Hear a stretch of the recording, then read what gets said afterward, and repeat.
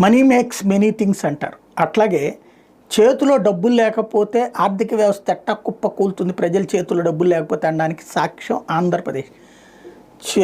పేదలకు ఇచ్చే సంక్షేమ పథకాలు ఆగిపోవడంతో పేదల చేతుల్లో డబ్బులు లేక, రొటేషన్ లేక, జిఎస్టీ లేక, మైనస్ జిఎస్టీలు వరుసగా 7 నెలల్లో 6 నెలలు ఉందంటే పరిస్థితి అర్థం చేసుకోవచ్చు. సరే, ఈ నెల ఏమన్నా పండగ కాబట్టి జేబుల్లో డబ్బులన్నా ఖర్చు పెట్టారు కాబట్టి ఏమన్నా ఉంటుందా జిఎస్టీ చూడాలి. అది పక్కన పెడితే ఇన్కమ్ ట్యాక్స్ సేమ్ ప్రాబ్లం. మధ్యతరగతి చేతిలో డబ్బులు ఉండట్లేదు. వచ్చినట్టు జిఎస్టీలకి ఇన్కమ్ ట్యాక్స్లకు కట్టుకుంటే చేతిలో మిగిలేదేంటి?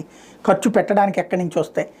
ఇదే విషయాన్ని నిర్మలా సీతారామన్కి వివిధ విభాగాలు చెప్తున్నాయి. అందులో తాజాగా ఇక్రా ఈ విషయాన్ని చెప్పింది. వినియోగాన్ని పెంపొందించడం ద్వారా వృద్ధికి బాటలు వేసే దిశగా బడ్జెట్లో ఆదాయపు పన్ను మినహాయింపులు పెంచమని కన్సల్టింగ్ సేవల సంస్థ ఇక్రా అభిప్రాయపడింది.